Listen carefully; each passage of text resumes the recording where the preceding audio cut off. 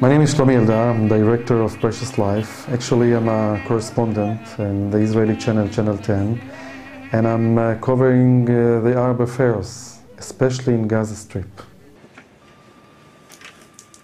זה הבידוד הכפול של הילד, של תינוק. אפשר להיכנס, לפתוח דלת אחת. After the blockade of Gaza, I received a mail from an Israeli doctor, Dr. Ras Somech, that he was begging me to come to see a baby that he received from Gaza. And he believed that he could save him by a bone marrow transplant. But the problem that he had no money, $55,000 to make the surgery. And he believed that if I'll broadcast the story and the news, maybe we will find a donor, organization, private man, who knows. يعني أنا كان لي بنتين في غزة توفوا لنقص المناعة فكانوا في غزة بيحكوا لي هذا الإشي فيش له علاج. I made a story and I put it on the TV's news. Successfully we found hundreds of people that called my channel and wanted really to donate money to save the Palestinian baby during the war. It's really surprising me. And I think that I started to understand that in the conflict there are paradoxes, the Israeli-Palestinian paradox.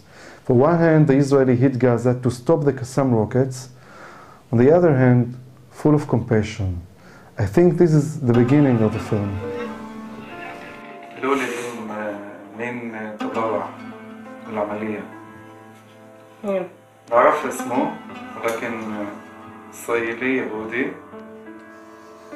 وكان عنده ولد قتل في الحرب. يعني رغم إنه ابنه انقتل في المناوشات كمان اتبرع لطفل عربي فلسطيني. أنت بتعمل هنا أشياء غريبة.